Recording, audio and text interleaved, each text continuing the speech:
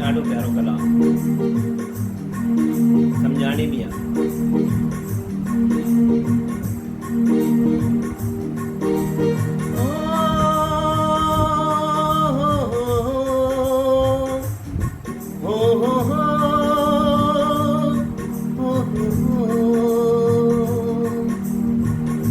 साधु सदायण सोखो आहे, सरल, सोखो यानी सरल। साधु सदायण सोखो आहे, साधु सदायण सोखो आहे, राम रिझायण ओखो आहे।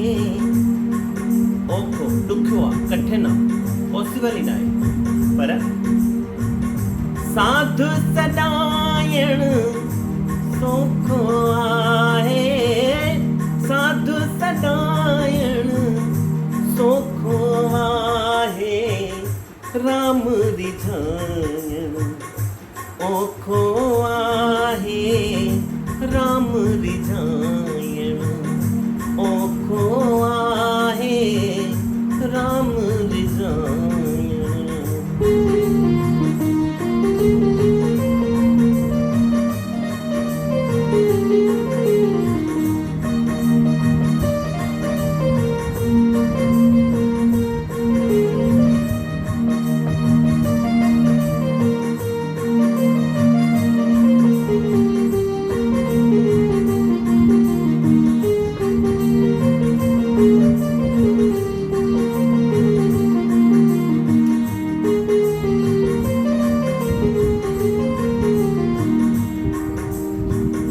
संतन जो संग आहे सोखो,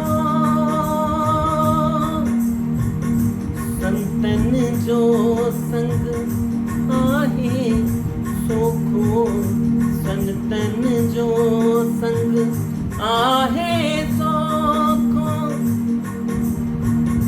मन खे मारण ओखो आहे, मन खे मारण ओखो आहे, राम रिझायण ओखो आहे, राम रिझायण ओखो आहे, साधु सदायण सोखो आहे, साधु सदायण सोखो आहे, राम रिझायण ओखो आहे, राम रिझायण।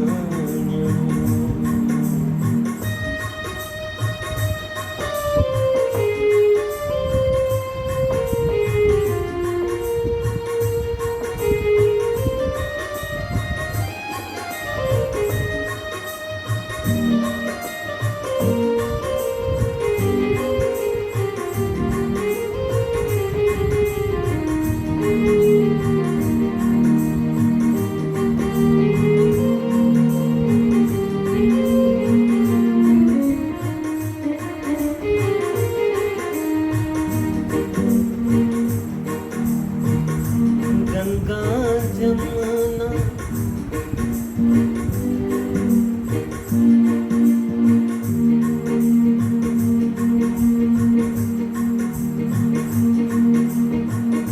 गंगा जमुना जावण सोखो, गंगा जमुना जावण सोखो, मन खे मारण ओखो आहे, मन खे मारण ओखो आहे, राम रिझायण ओखो आहे, राम रिझायण ओखो आहे, साधु सदायण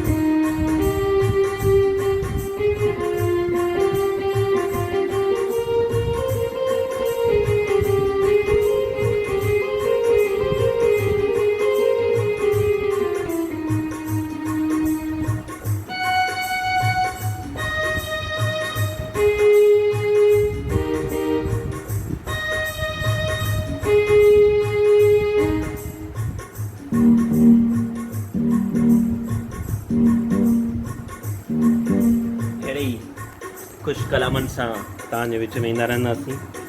और सुबुह जी ॻाल्हि आहे, उन मुर्शिद जे अॻियां, उन रहबर पंहिंजे मालिक जे अॻियां, पंहिंजे सतगुरू जे अॻियां इहा ई अरदास कि राम खे रिझाइण जी बि कला अचे, संतनि जो संग बि कयूं त सौखो आहे, सुख मिलंदा, पर राम खे रिझाइण जी बि उहा शक्ति असांजो मालिक असांखे ॾे।